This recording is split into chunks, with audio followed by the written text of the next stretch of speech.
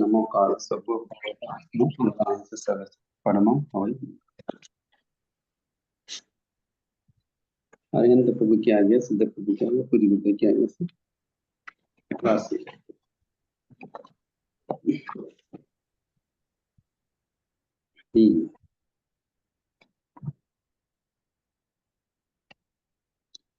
क्या चल रहा है?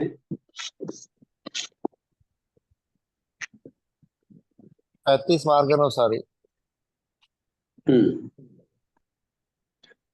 दो बातें हो गई कि हम अगर धर्म आचरण करना चाहते हैं या यूं कह दें कि समकित को प्राप्त करना चाहते हैं तो उसके पहले हमारा व्यवहार कैसा होना चाहिए या हम कौन सी भूमिकाओं में रहना होना चाहिए, वो सारी बातें आचार्य हेमचंद्राचार्य ने योग शास्त्र में मार्गानुसारी के रूप में बताया, धर्म अधिकारी के रूप में बताया। धर्म का अधिकारी कौन हो सकता है? जिनके जीवन में इन 35 गुणों में से किसी न किसी अंश रूप में ये गुण हो तो वो मार्ग का अनुसरण कर सकता है। दो बातें हो गई थी, पहला है न्याय संपन्न विभव, दूसरा है शिष्टाचार प्रशंसक। तीसरी बात आ गई विवाह विवेक। अब सदग्रस्त के लिए, जो सदग्रस्त मोक्ष प्राप्ति की भूमिका बनाना चाहता हो और जिसको मोक्ष प्राप्ति की तरफ आगे बढ़ना हो, ऐसे सदग्रस्त के लिए विवाह जीवन का लक्ष्य नहीं रहता, परंतु कर्म उदय या पुरुषार्थ की कमी के परिणाम स्वरूप विवाह संबंध में आबद्ध होने के पूर्व ग्रस्त उस विषय विवेक करता है। ये सोचता है कि जिसके साथ विवाह संबंध स्थापित किया जा रहा है वह परिवार या व्यक्ति समान कुलशील वाला, समान धर्म वाला है या नहीं, ऐसा वो जानकारी करता है और ऐसा होना चाहिए जिससे चरम लक्ष्य की सिद्धि में किसी प्रकार की बाधा न हो। अब मान लो हम जैन हैं और हमारा लक्ष्य भी मोक्ष मार्ग है, और अगर हमने हमारा कुल और शील या धर्म देखकर संबंध नहीं किया, अन्य अदर कास्ट या अदर धर्म के मानने वालों से संबंध किया, तो क्या हमारा ये मोक्ष मार्ग की भूमिका जो है या ये जो मार्ग है, इस मार्ग पे हम चल पाएंगे क्या? बड़ा मुश्किल होता है। जानने वाले भी नहीं चल पा रहे हैं तो अगर अनजान व्यक्ति को घर में लाएंगे तो फिर क्या होगा? हम ऐसा कर पाएंगे क्या?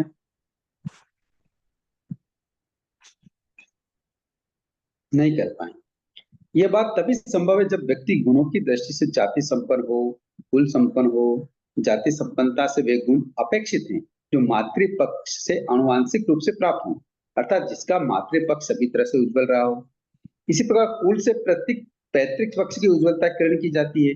कुल शब्द में सामान्यतया उभय पक्ष ग्रहण कर लिए जाते हैं। जिसकी संतान उभय पक्ष की पवित्रता से संपन्न हो वह कभी भी तुच्छ मनोवृत्ति से जीवन का अपव्यय नहीं होने देता। मानव जीवन के अभिष्ट लक्ष्य के प्रतिकूल व्यवहार को त्याग माना जाता है। शील से व्यक्ति के स्वभाव में श्रेष्ठता अपेक्षित है क्योंकि वो उसके पूरे जीवन को स्पर्शित करता है। इसी के अंतर्गत आत्मिक सिद्धि का लक्ष्य और उस अनुसार व्यवहार और मानसिक वृत्तियों का समावेश, ऐसे शील वाले व्यक्ति को समान शील की संज्ञा दी जाती है। ऐसे समान कुलशील वाले अन्य गोत्री व्यक्ति के साथ विवाह संबंध के विवेक को संकेत दिया गया है। गोत्र का तात्पर्य अनेक तरह से लिया जा सकता है। यहाँ अन्य गोत्र अर्थ है आनुवांशिक संस्कारों से भिन्न, यानी आनुवांशिक संस्कारों वाले परिजन ग्रहण करना। ये इस तीसरे पॉइंट का क्या है, सार है कि हमें विवाह कैसे करना, कैसे गुण धर्म देखने, अन्यथा हम नहीं कर पाएंगे, धर्म के अधिकारी नहीं बन पाएंगे। बात समझ में आई है? तो ठीक है। हाँ सर।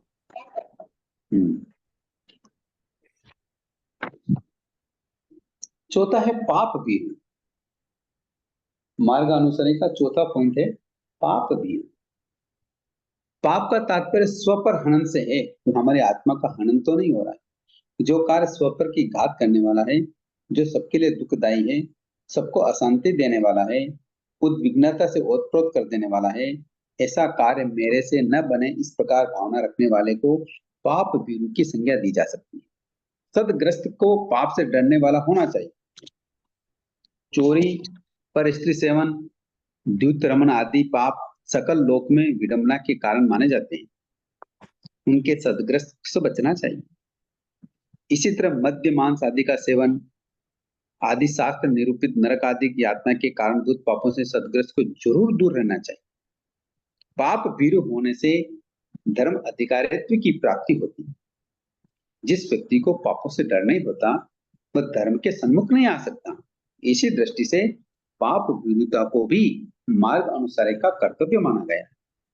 समझ में आया कि पापों से डरने वाला ऐसे खोटे काम न करें कि हमारी गति बिगड़ जाए, हमारा जन्म मरण बढ़ जाए, हमारा कुल कलंकित हो जाए और हम धर्म के मार्ग से भटक जाएं। ऐसा हमें पाप नहीं करना है। यानी ऐसे पापों से डरने वाला व्यक्ति ही मार्ग का अनुसरण कर सकता है। समझ में आ रही बात नहीं?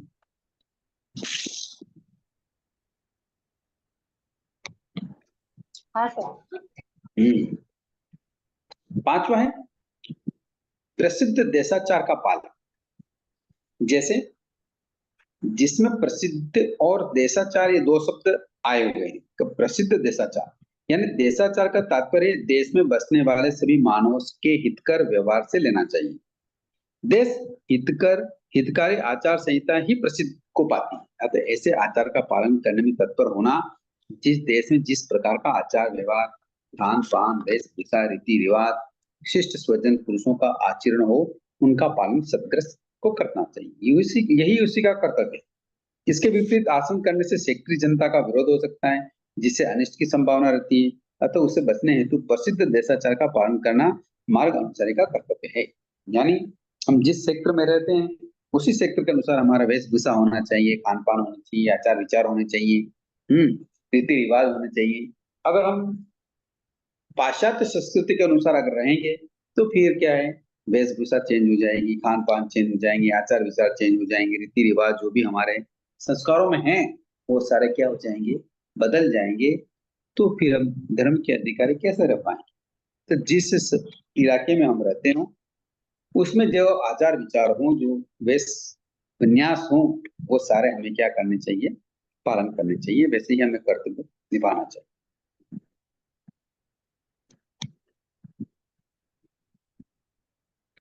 ठीक है, समझ में आ रही बात है? कोई प्रश्न तो नहीं है?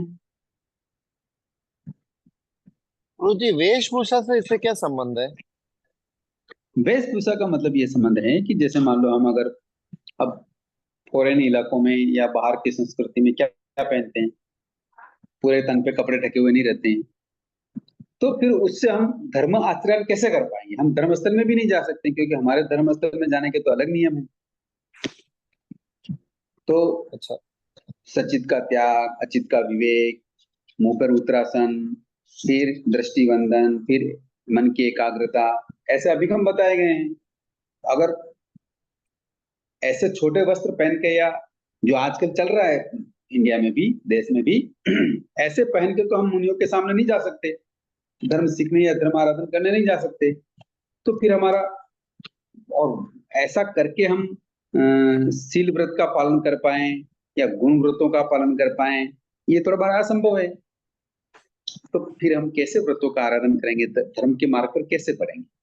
तो धर्म के मार्ग पर पढ़ने से पहले ये चीज होनी चाहिए कि हमारा व्यवहार कैसा है, हमारी वेशभूषा, खान पान ये कैसा है। अगर हम खान पान की बात करें तो मान लो हम खान पान बाहर खाएंगे, होटलों में खाएंगे, दिन रात में खाएंगे, जब लेट उठेंगे, तो फिर हमारा तब आराधन या जो हमारे व्रत नियम है वो कैसे पालन होंगे? पालन नहीं होंगे, हिंसा कैसे रुकेगी, है ना?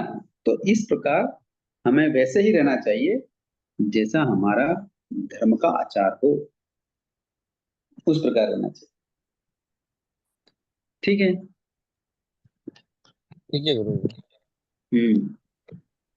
गुरु जी, एक सवाल आता है कभी कभी, बहुत बार मेरे को, कि जैसे आज जो टेक्नोलॉजी है, आज जो जैसे अपन जी रहे हैं और जैसे परिवर्तन देख रहे हैं, वो आज से 50 100 साल 150 साल पहले भी ऐसे ही परिवर्तन स्पीड से आया होगा, या भगवान महावीर के समय या कोई तीर्थंकर के समय ऐसे स्पीड से आया होगा, या यही रफ्तार चल रही है, या अभी कुछ ज्यादा ही चल रही है रफ्तार?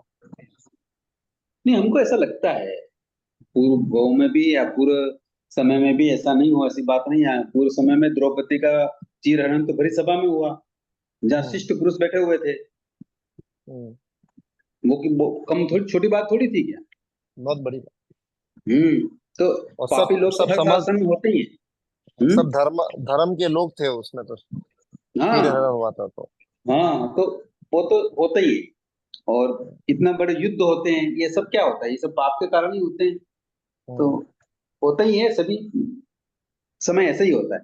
हाँ, उस समय क्या है कि वस्तुओं की क्वालिटी, क्वांटिटी और हर तरह के शरीर संपदा, इनमें सब क्या है, क्वालिटी वाली होती थी। उसमें हीनता आ रही है, बस ये और फर्क पड़ रहा है।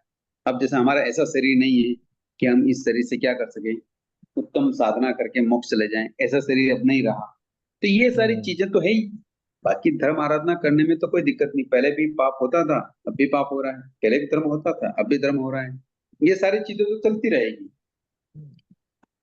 ये सवाल मैंने इसके लिए किया, ये पंचम आर्य का प्रभाव है, ऐसे नहीं नहीं बार बार नहीं, ऐसा नहीं सोचना सुनते हैं उसके लिए। चाहिए। क्यों अरे पाप तो मुझे कभी कभी पढ़ते हैं तब ये समझ में आता है कि ज्यादा पाप हुआ लगता है, कभी कभी तो अभी कम करते हैं ऐसा लगता है।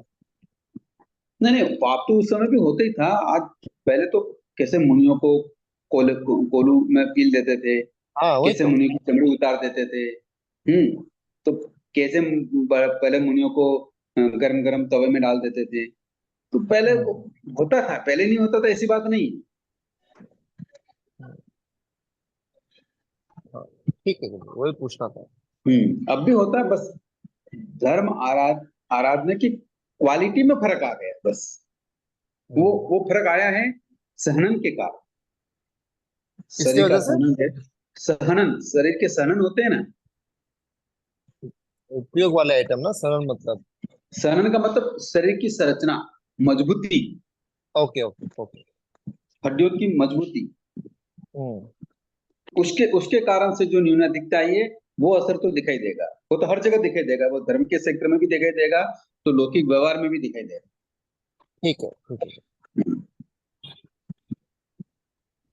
तो पांचवा हो गया, प्रसिद्ध देशाचार का पालन करें। छठा है, अवर्णवादी न होना। मार्ग अनुसारी सदग्रस्त को पराई निंदा से बचना चाहिए। किसी का भी निंदा करना बहुत दोष का कारण है। शास्त्रकारों ने पर निंदा और आत्म प्रशंसा को नीच गोत्र बंध का कारण बताया है। इसलिए ऐसा व्यक्ति जो हमेशा पर निंदा में उलझा रहता है, वो धर्म आराधना नहीं कर सकता। पर निंदा के द्वारा बांधा गया नीच गोत्र सैकड़ों भवों में भी नहीं छूटता है। इसलिए सामान्य जन की भी निंदा नहीं की जानी चाहिए। तो विशिष्ट जो सम्मानित लोगों की निंदा तो बहुत ही अनिष्टकारी होती है। धर्म के सम्मुख होने वाले ग्रस्त को पर निंदा से अवश्य ही बचना चाहिए। पर निंदा से इस लोक में भी अनेक आपत्तियों की संभावना रहती है। परलोक में तो वो अनिष्टकारी है ही, किंतु इस लोक में भी उसे क्या हो सकता है, कई अनर्थों का सामना करना पड़ सकता है। इसलिए निंदा 18 पापों में ली गई है। जो हमारे 18 पाप है, उसमें निंदा ली गई है। हमें व्यर्थ की किसी भी दूसरी चीजों की, दूसरे व्यक्तियों की, चाहे वो सामान्य व्यक्ति हो, चाहे वो सम्मानित व्यक्ति, किसी की भी निंदा नहीं करनी चाहिए। ठीक है, कई बार बातचीत प्रसंगों में या कार्य सुधारने की दृष्टि से कोई बात करनी पड़े, वो अलग बात होगी, किंतु निंदा की दृष्टि से ये काम नहीं करना चाहिए, क्योंकि इससे नीच गोत्र का बंध होता है। समझ में आया? हाँ गुरु जी, एक सवाल है इसके अंदर ही। हम्म। जैसे आप बता रहे हैं ये पर निंदा वाला विषय, अब जैसे वो तो ये नेचर बन चुका है बहुत दिनों का। कहीं कहीं मेरा भी इंटरेस्ट है किसी के, वो मेरे कोई दोस्त है समझिए, तो उसके घर पे कोई इशू है या उसके लाइफ में कुछ इशू है, तो मैं जानने की इच्छा रखता हूँ। तो ये पर निंदा में आता है या किस में आता है ये? नहीं नहीं, अब दूसरों की ग्रस्त के जीवन की अपन को जानकारी करने से क्या फायदा, ये बता।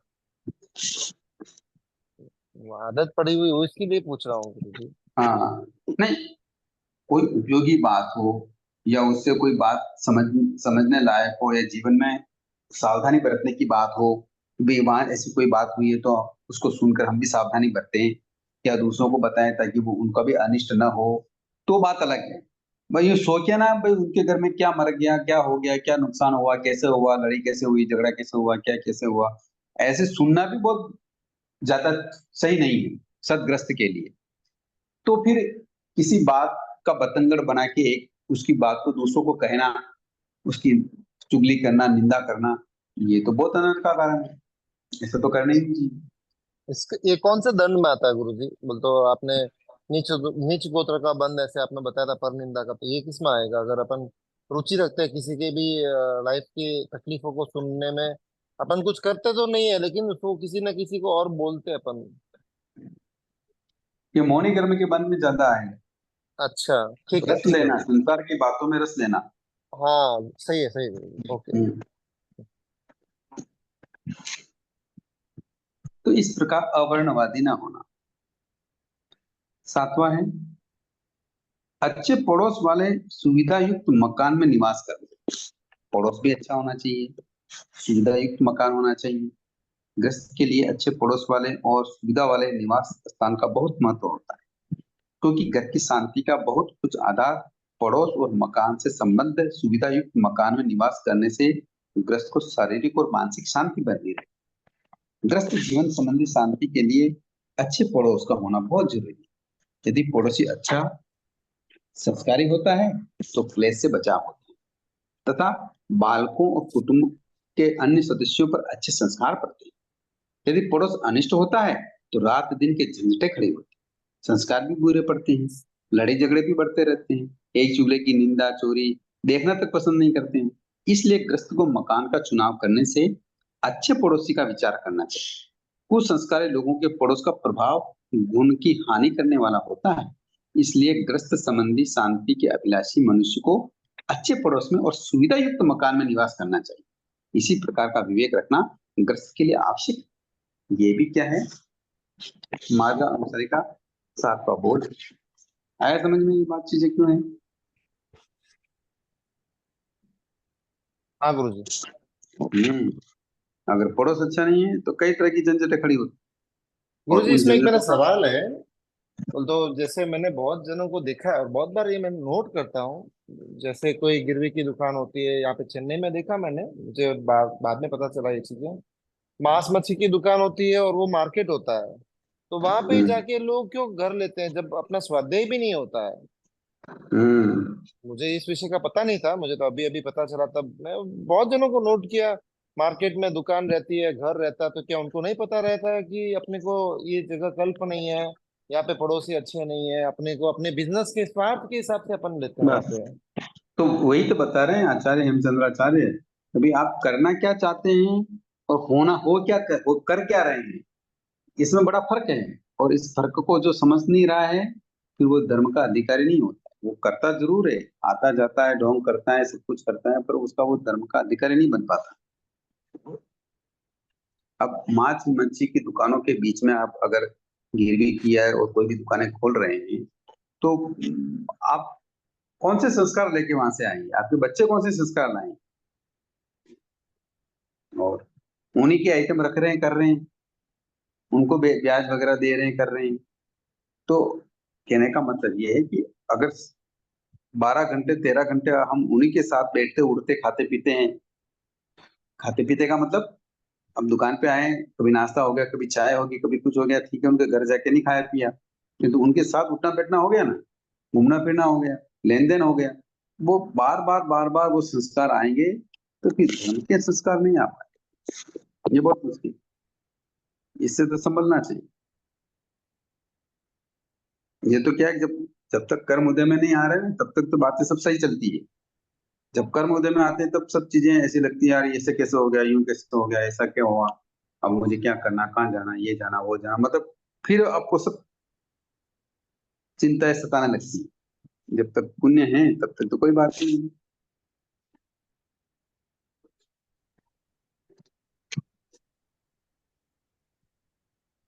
ठीक है ना। गुरुजी।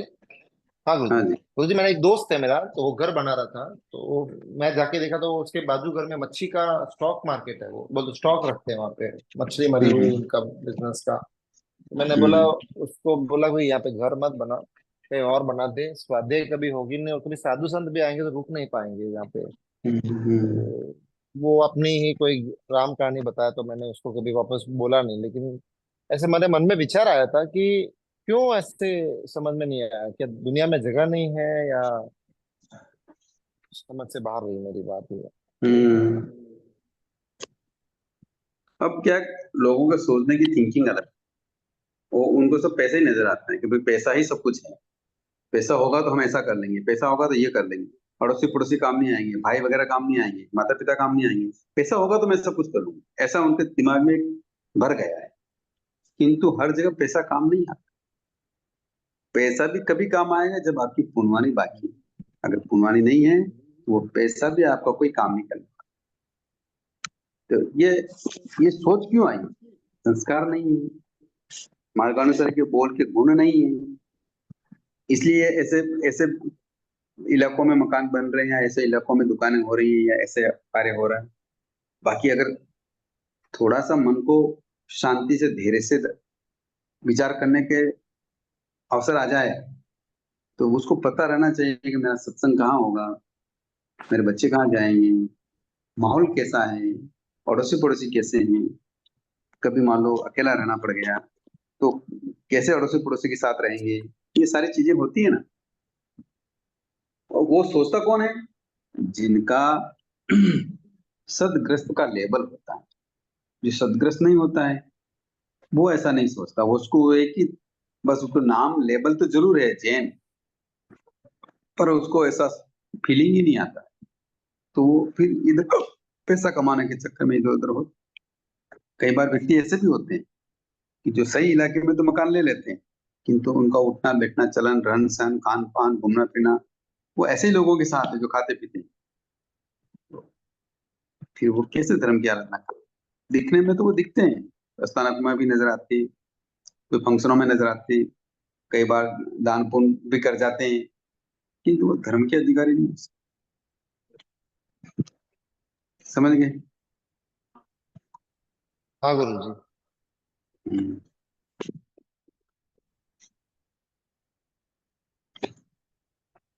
7 पॉइंट हो गए, एक पॉइंट और ले लेते हैं। सत्संगति वाला जो धर्म का अधिकारी बनना चाहता है या धर्म को धारण करना चाहता है, जीवन में अपने आसन करना चाहता है, तो संगति का बहुत व्यापक प्रभाव होता है। व्यक्ति जिस प्रकार की संगति में रहता है उससे उसके स्वभाव की पहचान हो जाती है। सदग्रस्त के लिए आवश्यक है कि वह अच्छे व्यक्तियों के संसर्ग में रहे। व्यक्ति जैसे लोगों के साथ में रहता है वैसा ही बन जाता है। इसलिए सज्जनों की संगति करना ग्रस्त के लिए जरूरी है। दुर्जनों की संगति से बचना और सज्जनों की संगति करना ग्रस्त का सदाचार है। वैसे तो संग नहीं करना चाहिए, परंतु यदि संग करना ही हो तो सज्जनों का संग करना चाहिए। सज्जन व्यक्ति संग की औषधि है, अर्थात सज्जनों की संगति दोष रूप नहीं है। सत्संग करने से उत्थान और कुसंग करने से पतन अवश्यम भावी है। इसलिए कृष्ण को सदा सदाचार्यों और सत्पुरुषों की संगति में रहना चाहिए।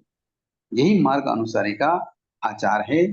8वां आचार, संगति गलत है तो व्यक्ति ठोकर खाए बिना नहीं रहेगा। ये बात कन्फर्म है, ऐसे कई उदाहरण हैं। तो संगति ही से ही सुधरा जा सकता है। हमारे यहाँ रामायण लिखने वाले कौन थे? जानते हो, कभी सुना होगा। हम्म रामायण। हम्म। वाल्मीकि। हाँ, वाल्मीकि। डाकू थे, डाकू, चोर। कि तो संगति मिल गई साधुओं की तो क्या बन गए? खुद साधु बन गए, महाग्रंथ लिख दिया। तो यहाँ संगति का बड़ा असर होता है। तो हमारा रहना उठना बैठना किन लोगों के साथ है, घर कौन आ जा रहे हैं, हम किन के साथ उठना बैठना कर रहे हैं, खाना पीना कर रहे हैं, उसका असर हमारे जीवन में आए बिना नहीं रहता है। तो हमें अगर धर्म आराधन करनी है, मोक्ष मार्ग की ओर बढ़ना है, तो हमें संगति का ध्यान रखना पड़ेगा कि हम कैसे संगत वाले लोगों के साथ हैं। आगमकार भी कहते हैं कि सम्यक दृष्टि वाले जीव को मिथ्यात्व जो जीव हैं उनसे आलाप सलाप नहीं करना चाहिए। आलाप सलाप का मतलब बातचीत नहीं करनी चाहिए। फिर नया पॉइंट देते हैं कि बार बार बातचीत भी नहीं करनी, और विवेक दिलाते हैं कि जो सम्यक दृष्टि है उनसे बातचीत करनी चाहिए और बार बार बातचीत करनी चाहिए। देखो भगवान ने जो समझाइश बताई उसका स्वरूप समझो। भी जो अच्छे व्यक्ति हैं, सदग्रस्त हैं, सम्यक दृष्टि हैं, उनसे तो बार बार संगति का संकेत किया है। किंतु जो मिथ्या दृष्टि है उनके काम पड़ा बोलना चाहिए। अगर उनसे कोई काम पड़ गया बोल दो, नहीं पड़ा मगजमारी करने की जरूरत नहीं। न तो उनसे धर्म के संबंध में डिस्कस करने की जरूरत है, न और किसी विषय में डिस्कस करने की जरूरत है, न बार बार उनके जाके माथा लगाने की जरूरत है। उससे बचना चाहिए, अन्यथा उनकी संगति का असर आपके ऊपर आ जाए।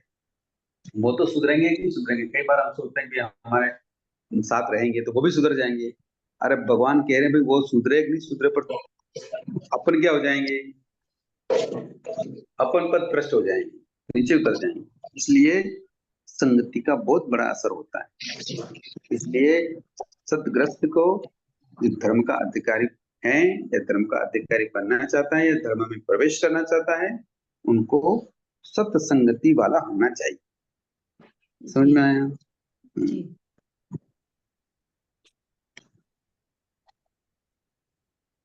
कोई प्रश्न है तो कर लें।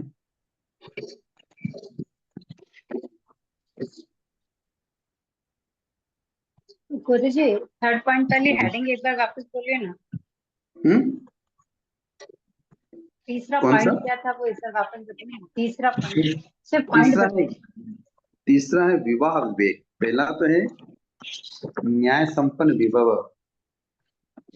दूसरा है शिष्टाचार प्रशंसक, तीसरा है विवाह विवेक, चौथा है पाप भीरु, पांचवा है प्रसिद्ध देशाचार का पालन, छठा अवर्णवादी ना होना, सातवां है अच्छे पड़ोस वाले और सुविधा युक्त मकान में निवास, और आठवां है सत्संगति वाला होना चाहिए।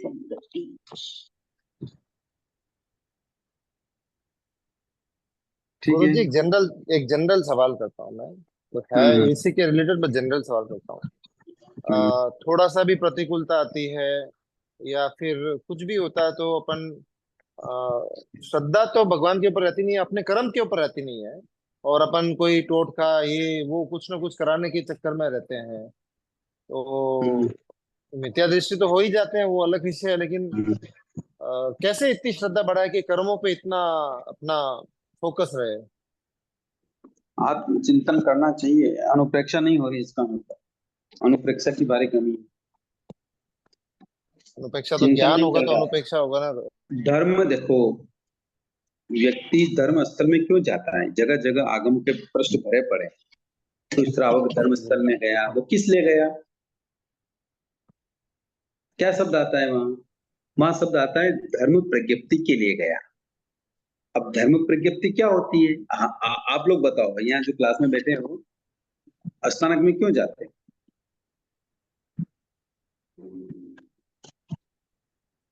मेरे हिसाब से कर्मों की निर्जरा और श्रद्धा बढ़ाने के लिए। अरे भाई, कर्मों की निंदा कैसे हो जाएंगी?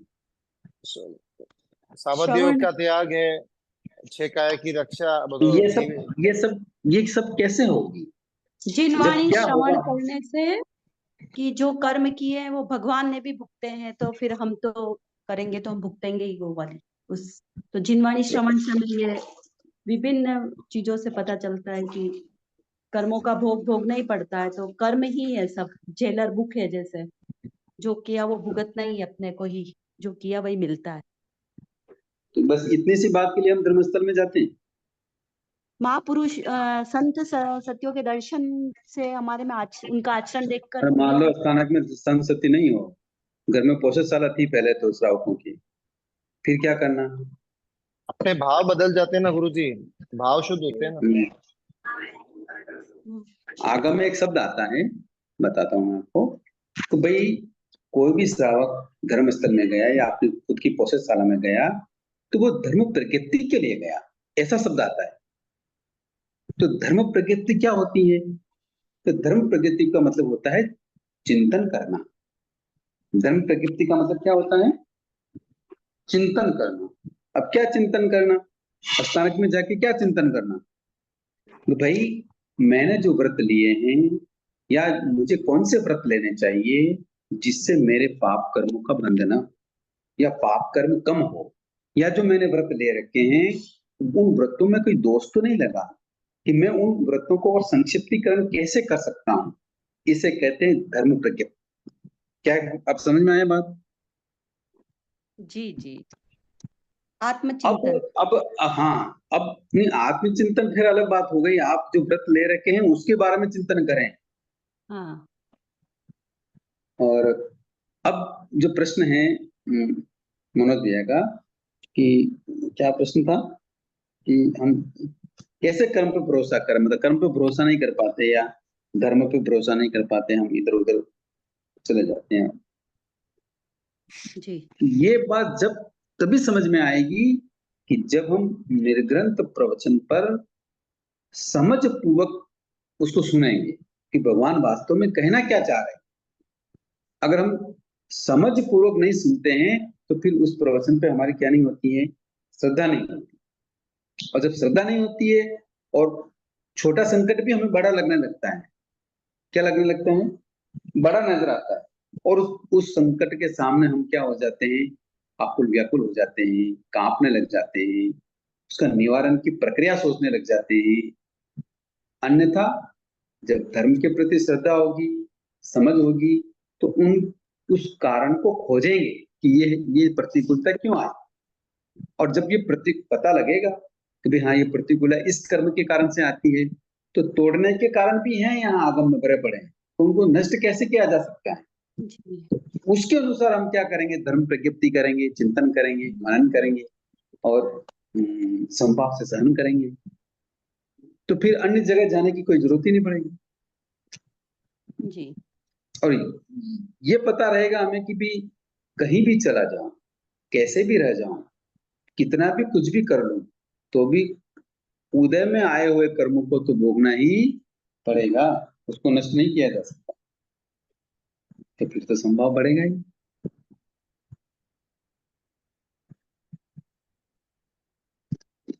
ठीक है ना? बहुत अच्छा गुरुजी, बहुत अच्छा बताया आपने।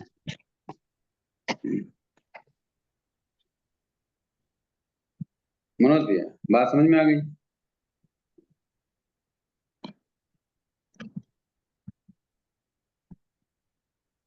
अब समय भी आपका हो रहा है, और कोई प्रश्न हो, एक दो प्रश्न कर लो। हाँ गुरु जी, समझ में आ गई बात गुरु जी। हम्म। बस इसका मतलब, आपका कहने का मतलब है जितनी स्वाध्याय करते जाएंगे तो आत्मचिंतन में डूबते चले जाएंगे तो वहां कहीं ना कहीं श्रद्धा अपनी बढ़ती जाएगी। बिल्कुल उसके बिना नहीं होता है। धर्म प्रज्ञप्ति के बिना, यानी धर्म चिंतन करते हुए ही हमें अपना जीवन व्यतीत करना होता है। और वो अगर हम नहीं करेंगे, केवल एक समय करके बैठ गए, प्रवचन सुन लिया, तो उससे हमारी स्थिरता नहीं बढ़ती है, धर्म के प्रति श्रद्धा नहीं टिकी रहती है, हम डावाडोल हो जाते हैं।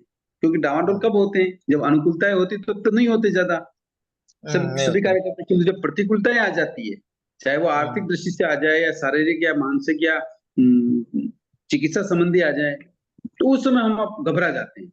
किंतु आया क्यों ये चीज, उसको जब तक हम नहीं समझेंगे, और वो समझेंगे तभी हम, कि जब हम धर्म प्रज्ञप्ति करेंगे, यानी धर्म से संबंधित हम चिंतन करेंगे, तभी हम ये सारे चीजों पर क्या कर पाएंगे? संभाव रख पाएंगे और उसकी निजा के अवसर भी ढूंढ पाएंगे। अन्यथा तो निजा के अवसर तो ढूंढना तो दूर, और कर्मों के बंधन कर लेंगे। हाँ गुरु जी। हम्म। गुरु जी, एक जय। सवाल और है। जैसे अपने कोई कर्म में उदय आए तो अपन संभाव रखते हैं, लेकिन अपने को कैसे जानकारी होगी कि अपन ने ये कर्म किया होगा तो ये उदय में आया होगा? तो ये तो धर्म प्रज्ञप्ति करेंगे तभी मालूम पड़ेगा ना। धर्म का चिंतन मतलब आगम का अनुप्लक्षान। हम आगम को पढ़ेंगे तभी तो पता लगेगा कि क्या हो रहा है। भगवान ने सब चीज बता रखी है। हम्म, आपको मान लो कोई आंख से अंधा है, ये समझ लो, एग्जाम्पल। हम्म, तो वो अंधा क्यों हुआ? तो उसने कुछ ना कुछ। आंख का दुरुपयोग किया। आंख के विषय में वो विकारों में आसक्त बना। दूसरों को उसने कहा, मान लो कभी किसी के हाथ से ठोकर लग गई, कई बार हमारे घरों में भी होता है कि पानी की लोटा पड़ा है, ठोकर लग गई, पानी टूट गया और चौक गीला हो गया या जहाँ किचन गीला हो गया, तो कई बार हमको सुनने को मिलता है कि अरे आंधो वही चाले गई, लोटे नजर नहीं आए, केवे नहीं केवे श्याम। कहते अब उसको शिष्ट शब्दों से भी पुकारा जा सकता था कि थोड़ा ख्याल रखिए, नीचे देख कर चले। फिर तो अंधा था क्या? ऐसे कटु वचन दूसरों को कहने से भी क्या हो जाता है, चक्षु दर्शनावनी कर्म का बंद हो जाता है। हो। अब चक्षु दर्शनावनी कर्म का बंद हो गया तो क्या हो गई, या तो आंखों की रोशनी कम हो गई या आंखें से दिखाई नहीं दिया। ऐसे ही होता है ना। अब एक छोटी सी एक स्टोरी भी आती है। एक बार क्या हुआ कि एक राजकुमारी थी, उसके साथ एक नौकर काम करता था, उसके सारे सामान तोपना करना, मिलना, पर्स वर्स तोपना। एक दिन वो किसी सन्यासी के आश्रम में गए मिलने घूमने, तो सन्यासी ने देखी गर्दन हिलाई। तो ये बात उस राजकुमारी ने देख ली, तो उसका कारण पूछा कि गुरुजी आपने ये गर्दन क्यों हिलाई? तो सन्यासी ने कहा कि गर्दन क्या हिलाऊं मैं देख रहा हूं कि ये जो तुम्हारे साथ जो लड़का है ना, तुम्हारा नौकर, ये आने वाले समय में तुम्हारा पति बनेगा। क्या बनेगा? पति बनेगा। तुम्हारा पति बनेगा। तो वो तो जल भून गई, ये क्या हो गया, एक नौकर से जब मेरी तुलना, मैं कहा राजा की कंवरी और ये कहा नौकर, मैं इसके साथ कैसे शादी कर सकती हूँ? बड़े उदास हताश घर आ गई, महलों में आ गई और पिता को कहा, राजन पिताश्री, इस नौकर को मरवा दो, मैं इस नौकर को जिंदा नहीं देखना चाहता, और इसकी आंखें निकाल कर मेरे पास लाओ, तभी मैं अन्न ग्रहण करूंगी, नहीं तो मैं तो क्या करूँ, आत्महत्या करूंगी, मुझे जिंदा नहीं रहे। अब स्त्री हट है और फिर भी वो बेटी हो तो राजा क्या ना करे। राजा ने आदेश दे दिया, चांडालों को बुलाया, इस बच्चे को ले जाओ और मार के इसकी आंखें निकाल कर राजकुमार को दो। चांडालों ने पालन किया, पकड़ के ले गए बच्चे को। जंगल में गए, बच्चे ने हाथ जोड़ कहे, तो आप मुझे क्यों मारते हो? मैं इतना छोटा बच्चा हूं, मेरा क्या अपराध है?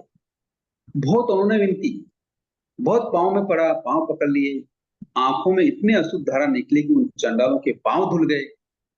चांडालों के भी क्या हो गया, मन में करुणा आ गई, क्या इतना छोटा बच्चा इस राजकुमारी का क्या बिगाड़ेगा?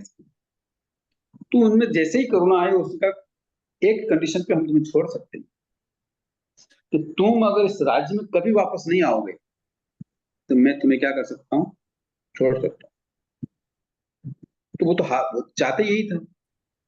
उस बच्चे ने कहा, उस नौकर ने कहा, मैं नहीं आऊंगा भाई, मैं नहीं आऊंगा, मुझे छोड़ दो, मेरा अपराध माफ कर दो।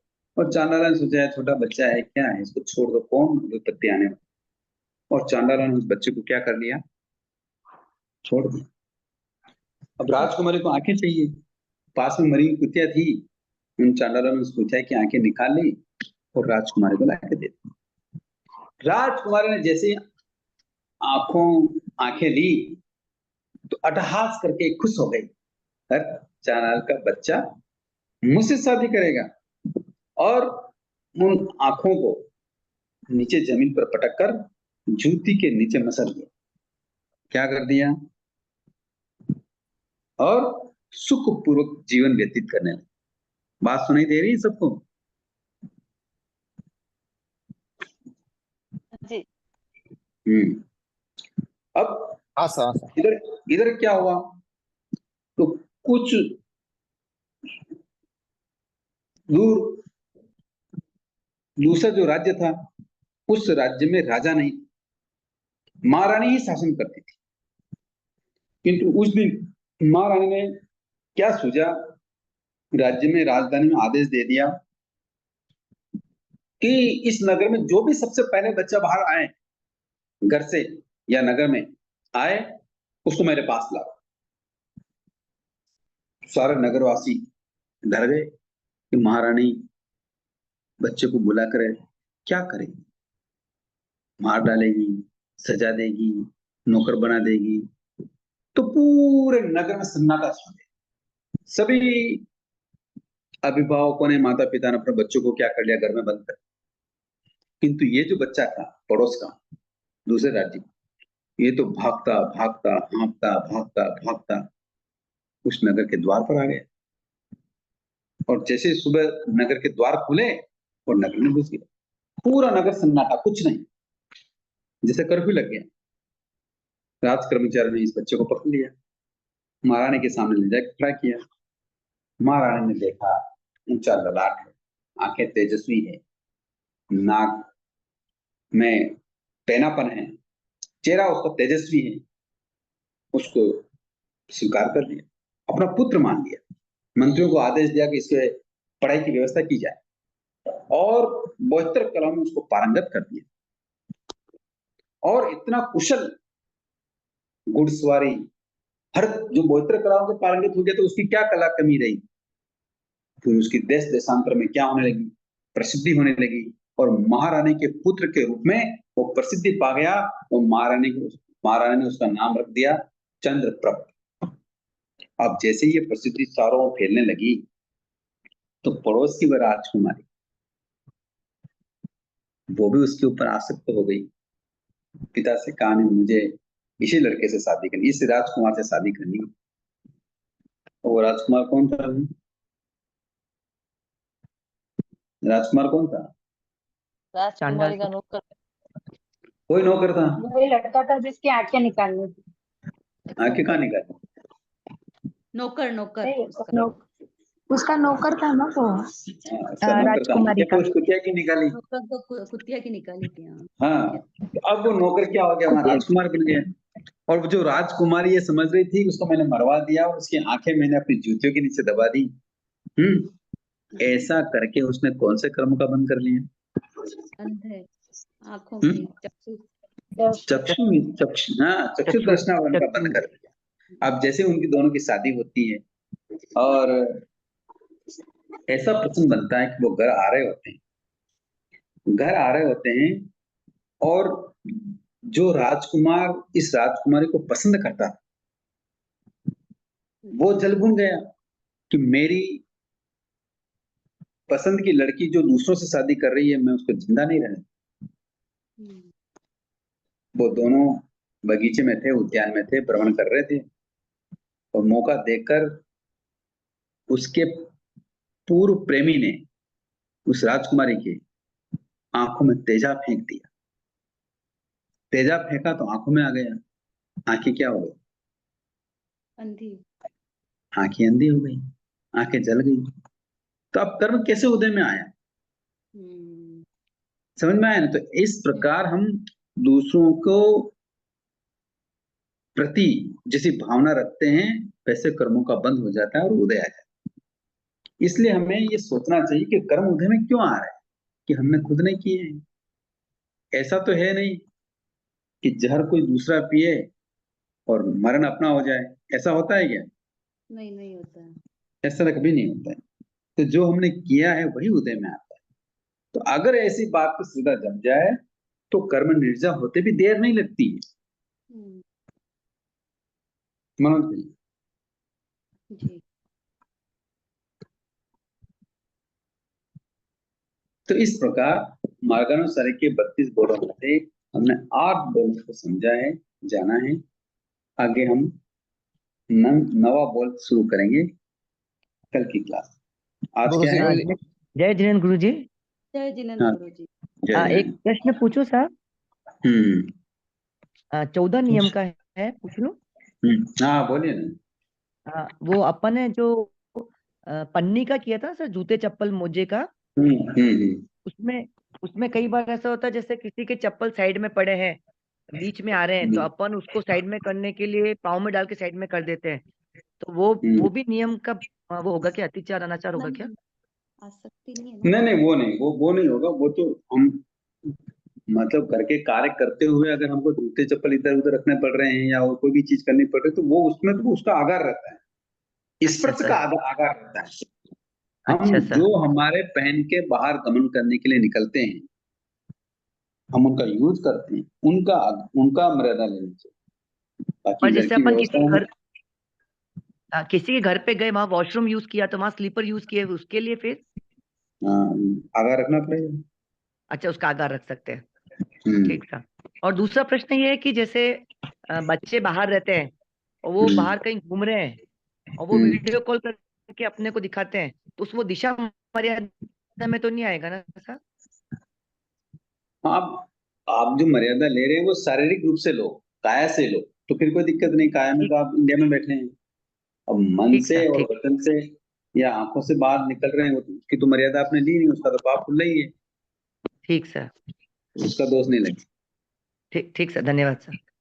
गुरुजी एक सवाल करूँ गुरुजी लास्ट।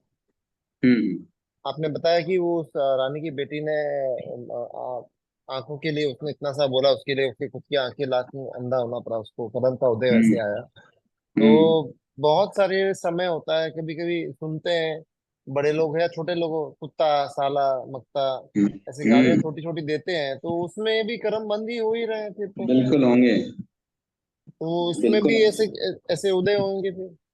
बिल्कुल होंगे, क्यों नहीं होंगे, अरे बाप, सही। क्यों नहीं होंगे, होंगे। ये तो बिना समझ के कोई बोल देता है, और बोलते ही हैं, कभी कभी मैं भी बोलता ही हूँ। तो इसका हम्म उदय आएगा तब भुगतना तो पड़ेगा फिर उनके लिए। हाँ, पर अब वही बात है कि अगर हमारे पास समझ में आ गई है और वो निकाचित नहीं बंधा है, तो उसको नष्ट किया जा सकता है। इसीलिए तो धर्म प्रज्ञप्ति बताई है। हम्म, इसलिए श्रावक जो समझदार होते हैं वो स्थानक में जाकर अपनी धर्म आराधना करता है, हाँ, तो उसके कर्मों की निजा हो जाती है। अच्छा हम्म, ठीक है गुरु जी। बहुत धन्यवाद गुरु जी, बहुत बहुत धन्यवाद। बहुत बहुत ओके सर, धन्यवाद गुरु जी। ठीक है सर, बहुत बहुत आभार, धन्यवाद, जय जिनेन्द्र जय सबका। जय सर। जय जिनेन्द्र सर, प्रणाम सर, आपको ठीक है जी, धन्यवाद सर, बहुत बहुत जय जय धन्यवाद। जिनेन्द्र सर, प्रणाम जय सर, खमत खामना सर। जय